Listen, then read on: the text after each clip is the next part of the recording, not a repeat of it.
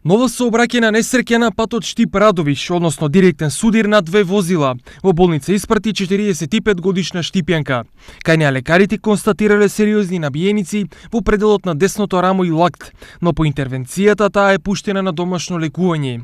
Жената е директна жртва на несовесност во сообраќајот, зашто и двајцата возачи биле без положен возачки испит. Освен ова, едниот е со одвај наполнети 18 години, што значи без никакво возачко искуство, а другиот со 1,62 промили на алкохол во крвта. Ова е едно од настраданите возила во втората сообраќајна несреќа за само 2 дена на истото место. Претходно овде сообраќајот беше во прекин поради превртено патничко моторно возило кое го има попречено движењето на возилата. За среќа сите патници на автомобилот се без посериозни последици. Точните околности под кои е настаната сообраќајката ќе ги утврдува полицијата, но за овдешните жители големо влијание има големата брзина со која се вози во овој дел. Вози се превише брзо. Јас сум од дете тука, што се вика, и тука сам роден.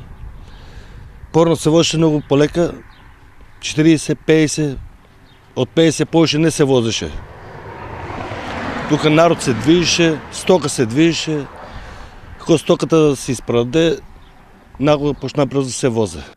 Овој дел од патот Штип-Радовиш е место на голем број сообраќајни незгоди.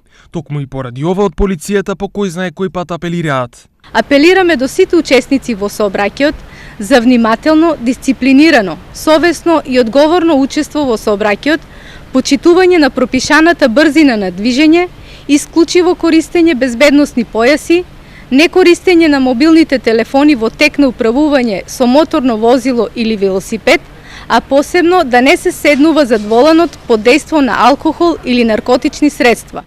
Управувањето со моторно возило е чин каде до израз треба да дојде личната одговорност на секој поединец.